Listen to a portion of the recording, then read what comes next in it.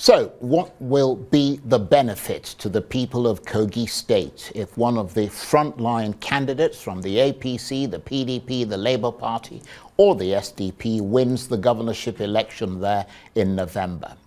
Well, let's take my guest today, Senator Dino Melaye of the PDP, for instance. In a country in which the national economy is struggling, what tangible benefits can the Kogi people expect? What development projects and what economic juggernaut will rise in the state beyond the usual promises if he wins? Will he lead a renaissance for the state? Or are his chances of winning deposed by the other equally formidable frontline candidates who are clearly working hard against his victory, each one claiming to have the unqualified and absolute support of the people of Kogi State? Well, for more on this, I'm joined now in the studio by the governorship candidate of the People's Democratic Party in Kogi State, Senator Dino Melaye. Thank you very much indeed for coming. Good evening, Charles, and good evening, Nigerians. Must be a very busy period for you. Sure, it is, yeah. So we appreciate the fact that you took the time to come and talk to us. The pleasure is always mine. How important is this governorship election in Kogi State, and what are the issues that are in the spotlight? I expect there's a long list of concerns.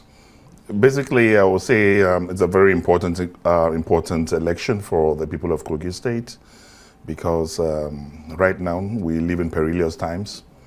Kogi State is like an evil forest that needs instantaneous redemption, that needs amelioration, that needs correction, that needs palliation. We need a Messiah because... and you're the Messiah?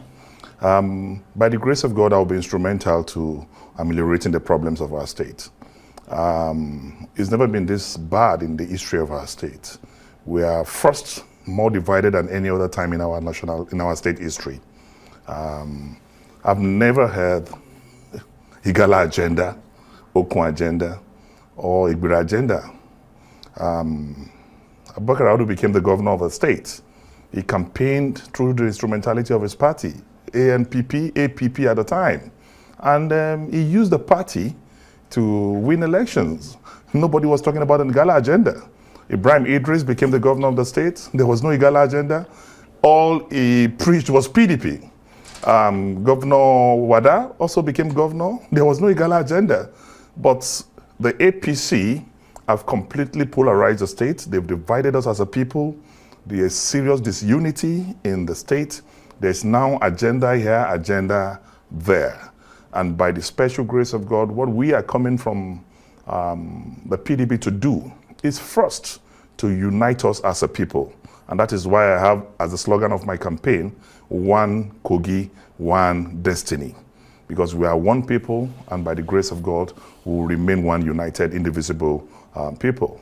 Then coming back to look at the states from different points of view, you'll find out that in the area of insecurity, Kogi is #1 in Nigeria. Yeah, I'm going to come to that in a minute because we want to sort of get into all of that and get your take on it. But obviously, you're in the thick of the campaign now. How brutal has it been? Will the incumbent APC, looking to hold on to power, and you of the PDP as well, all the other frontline candidates wrestling each other to the ground? I will start by saying that right now, the satanic manifestation of the APC in Kogi State is unimaginable. It's legendary in our history. And I will tell you for free that their panic button have been activated. They are so afraid. There is policy somersault. There's instantaneous pronouncements that make no sense. For example, a few days ago, the governor woke up and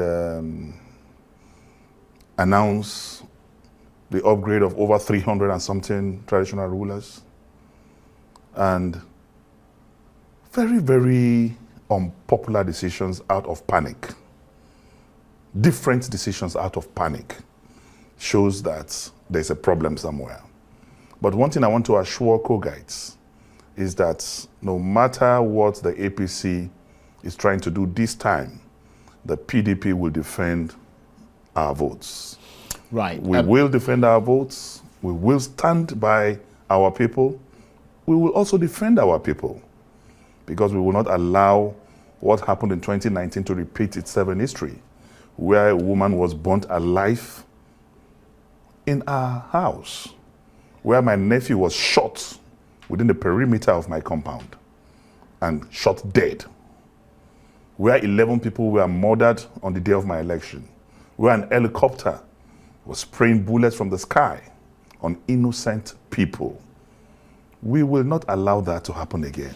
I have to say that sounds absolutely horrific and, It is. and It is. desperately frightening. It is. I mean, there's a lot of talk about violence. I mean, we had someone from the SDP, the chairman of the SDP, sitting where you were sitting a couple of weeks ago, and he was talking about how the candidate of the SDP and his supporters have been regularly attacked. Is the PDP also experiencing that, or are you seen as less of a threat in terms of violence? The APC generally is all about violence.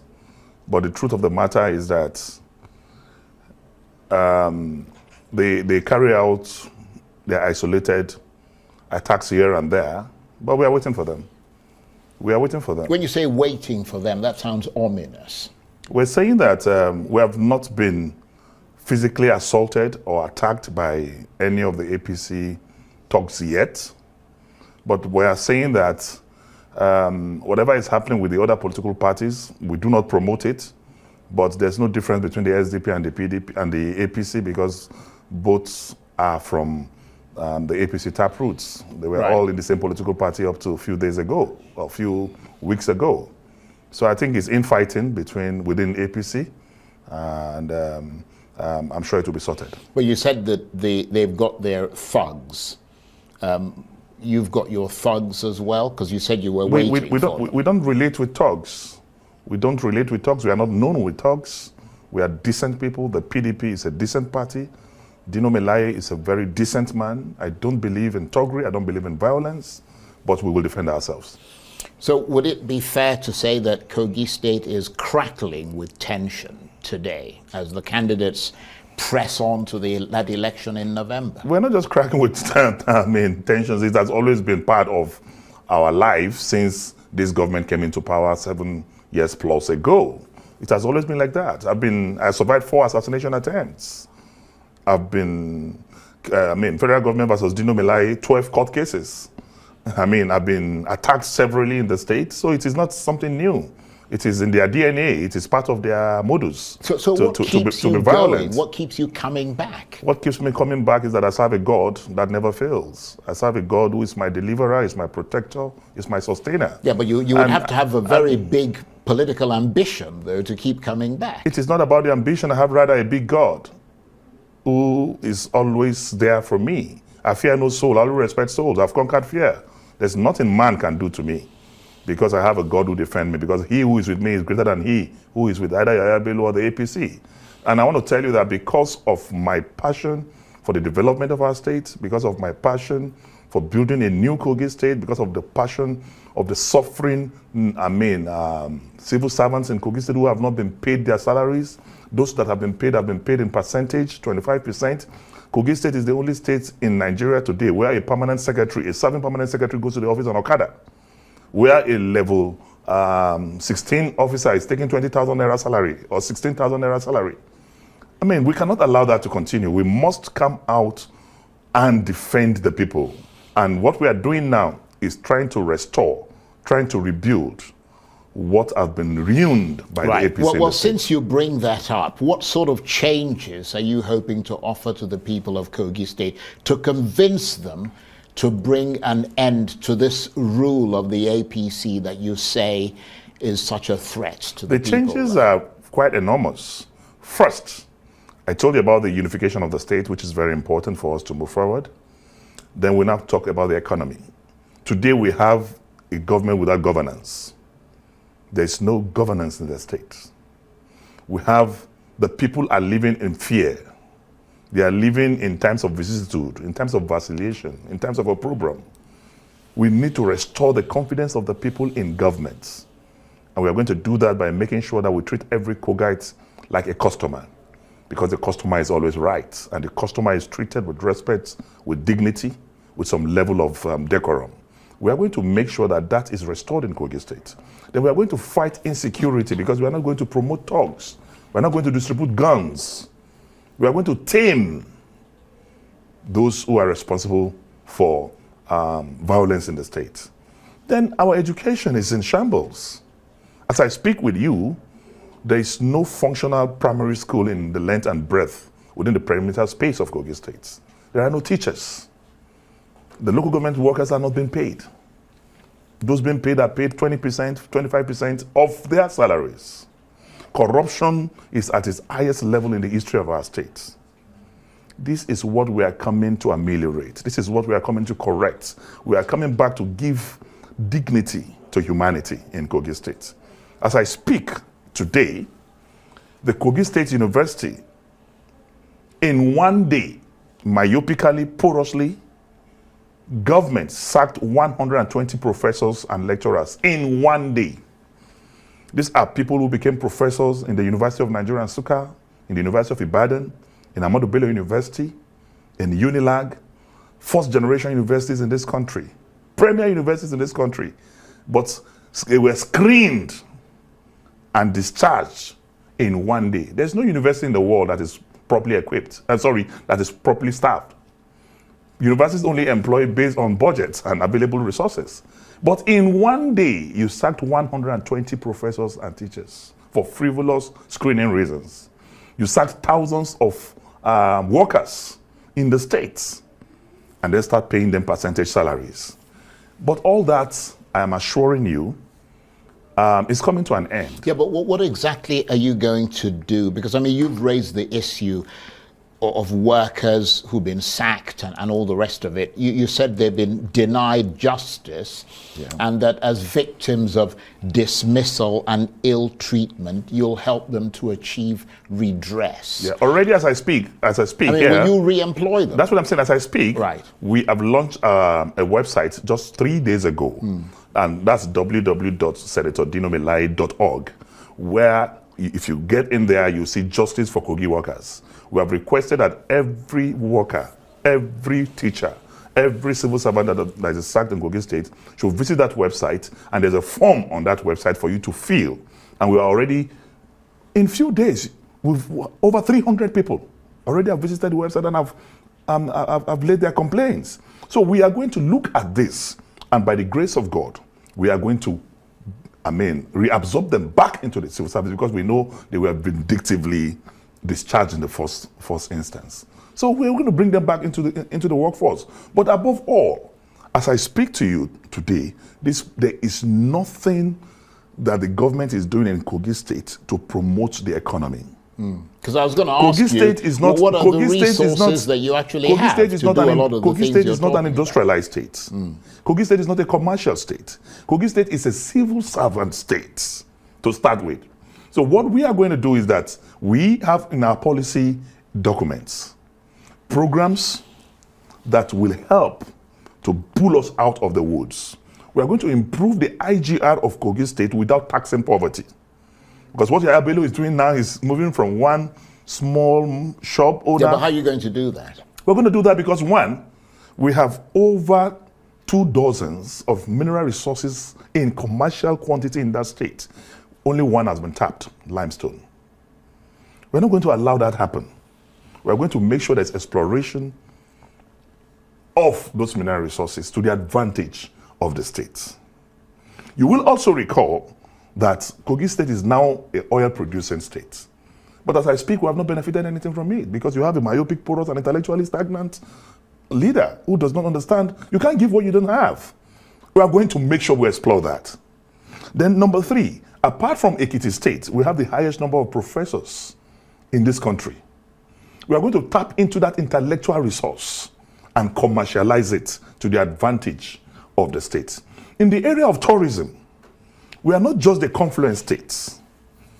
We are surrounded by diverse opportunities for tourism. Kogi State is a gateway to 12 states in this country. No other state have that advantage. Our proximity to Abuja is another added advantage. Then the water we are surrounded with is a major resource for us. Today, if you go to Miami, you can take a marine cruise for 4 hours, 15 minutes. That's the longest marine cruise you can have in the world in Miami, by the Miami beach. 4 hours, 15 minutes. You pay some couple of dollars. If you go to Dubai, you pay 500 dirhams to go on a 1 hour marine cruise. Do you know that from Lokoja to Onitsha, it's 8 hours cruise? All I need to do is to go on CNN, to go on Arise, and say the longest, farthest marine cruise in the world is in Nigeria, and in Nigeria is in Lokoja, and do a 1 year advert on CNN. And you will be shocked once we provide the facilities, once we provide the enabling environment, everybody from the world will come to Lokoja. Well, I mean, because to get these facilities, there are because the next question will be, where do I get the funding from? And I'm going to tell you that there's loose funds all over the world begging for attention. Only those who know how to get it can access it. And I want to assure you that Dino Melaye is a global citizen. I have the contacts to make sure that we develop the facilities that will promote this marine movement. Right. We have also one of the best plateaux in the sub-Saharan Africa. It's called the Mount Patti. The Mount Patti is going to be developed with cable cars, with facilities that will attract the whole world to Lokoja. Well, remember that Lokoja is a colonial city. It's a city that have housed, it's been capital of this country. So we have more than enough to drive tourism and then make a very huge success out of it. If I can just come in there, because time is fast disappearing with these things.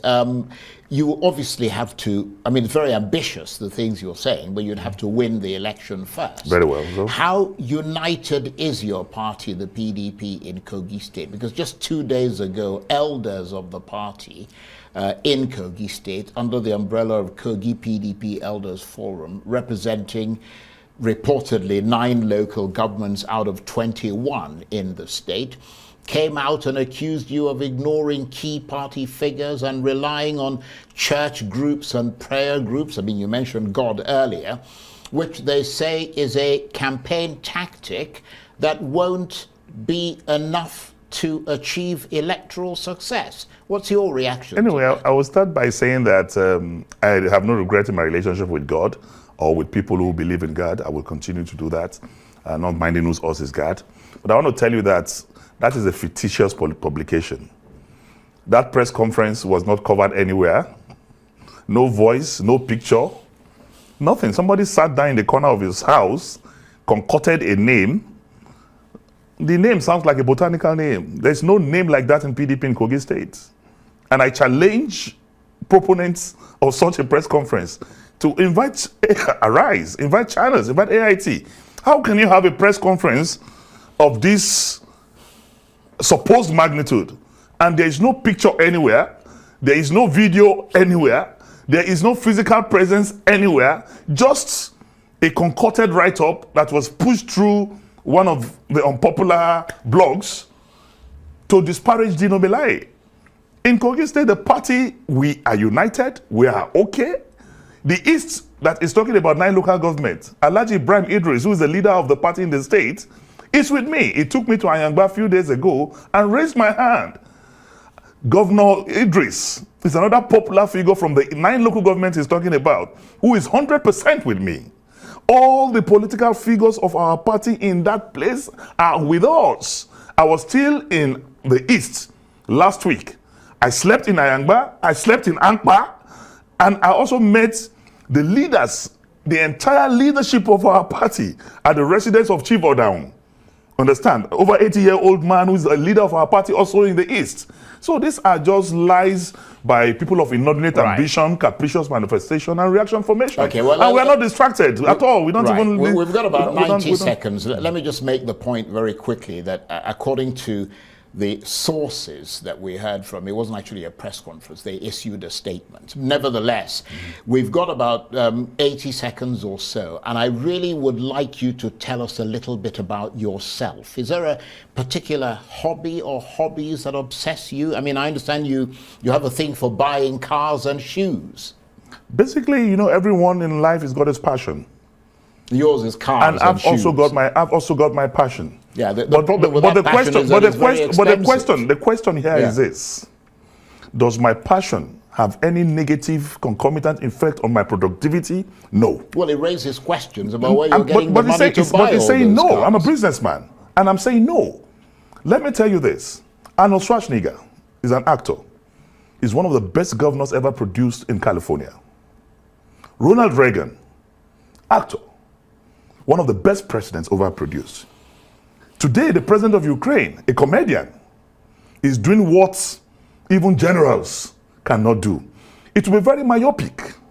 It will be very intellectually stagnant for anybody to judge you by your side attractions. Rather, you should be judged by the magnitude and intensity of your productivity. Well, if you're going to be a public figure, with all this, people want to know where the money is coming from. With all these side talks, right? With all these side commentaries, I was best senator of the Federal Republic of Nigeria for 3 consecutive years.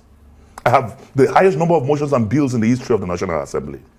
That is to tell you that all these side attractions have no negative concomitant effect on my level of productivity or what I can do. I have over 200 projects in the West Senatorial District. It's never been recorded in history of this entire state.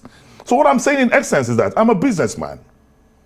And I do legitimate business. Right. If not, with the level I've fought past governments and present governments, I will not be a free man. I've never been invited by EFCC in my life. I've never been invited by EFCC or ICPC or for any reason, because I am a man. Just promote your passion if you have the capacity to furnish it. If you have the capacity to flourish it. And your passion... And it's not a crime. Yeah, I'm not saying it's a crime. I'm just saying your passion is cars shoes. I love cars. Yeah. I love cars. I love shoes. I love to look good. Because I'm a tomboy. I'm intellectually mobile, Dino. So, well, on that note, I want to thank you very much and wish you all the very best. The pleasure is mine. As you pursue your ambition of being the governor of Kogi State. Thank you so much. Senator Dino Melaye is the governorship candidate of the People's Democratic Party in Kogi State. Thank you very much for coming in. The pleasure is mine. Thank you.